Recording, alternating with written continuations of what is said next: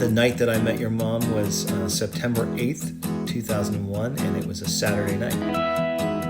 I was doing my medical internship in New Jersey, and I was living with my friend John Minnie in Hoboken. Most of the nights we would, if we weren't working, we would go out into New York City and just explore the city or go bar hopping or whatnot.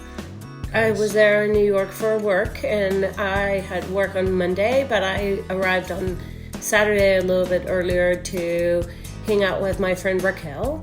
Me and John, we were just going to be up to our usual thing, and we would take the PATH train always, and I had this theory that I would say that the first girl that you saw was always the prettiest of the night.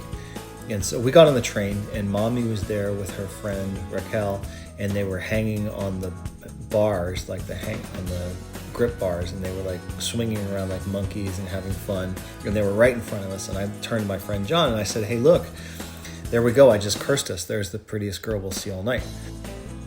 I didn't notice them because I was in my own little world with my friend. I think they got off at probably the first stop, and then John and I carried on for one more stop, and then spent the rest of the night, going, getting some food, and walking around, and then eventually meeting up with a bunch of our other friends who had gone out in the city.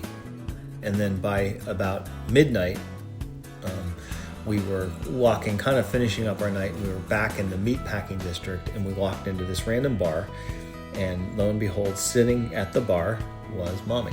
We were just sitting there in the bar when then this boy comes and says hi. Like, I couldn't believe it, and I walked up to Mommy and I said, "Hey, you won't believe this. I never see anybody twice in New York." That was one of my other theories. And we had lots of things in common, yeah. So it was fun to talk to you. And we like travel and things like that. And then all your friends came and got you. It was time to go. Yeah, and so I asked her for her phone number. She wouldn't give me that, but she gave me her email address. So I took that and shoved it in my pocket. Maybe you should give me your phone number, just in case. In case of what? In case of life.